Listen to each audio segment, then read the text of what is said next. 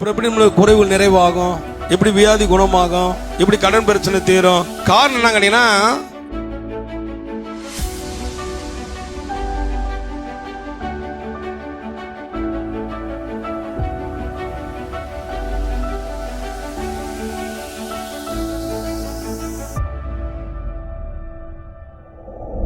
வேதத்தை கேளாதனுடைய ஜெபங்கள் தேவனுக்கு எப்படி இருக்கிறது?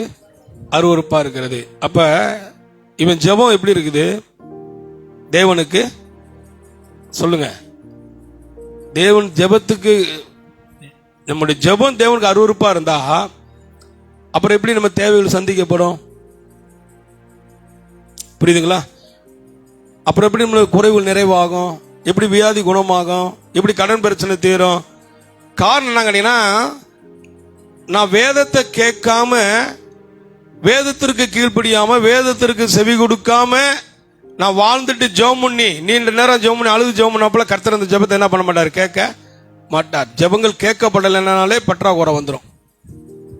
கவனிங்க. அப்ப நம்ம ஜெபம் கேட்கப்படணும்னா நான் எப்படி இருக்கணும்? தேவனை தேடுகிற ஒரு மனுஷனாக, வேதத்தை நேசிக்கிற ஒரு மனுஷனாக, வேதத்தின் மேல் பிரியமுள்ள ஒரு மனுஷனாக வாழணும். ஆமே.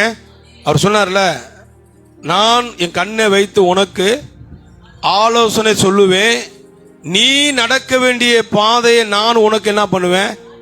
அவர் தான் காட்டுவேன்னு சொன்னார். சொல்லிட்டு ஏசாயா சொன்னாரு, உன் நினைவுகள் என் நினைவுகள் அல்ல, உன் வழிகள் என்னுடைய வழிகளும் அல்ல. அப்ப வேதத்தை கேளாதனுடைய ஜெபத்தை கர்த்தர் என்ன பண்ணுகிறாரு? அருவருக்கிறார். அப்ப வேதத்தை கேட்கிறவருடைய ஜெபத்தை அவருடைய ஜெபங்களுக்கு மேல பிரியமா இருக்கிறார். இரவும் பகலும் கர்த்தருடைய வேதத்துல பிரியமா இருக்கிற மனுஷன் ஆசீர்வதிக்கப்பட்டவன். அவன் வீட்டுல என்ன இருக்கும்? ஐஸ்வர்யம் இருக்கும். அவன் வீட்டுல என்ன இருக்கும்?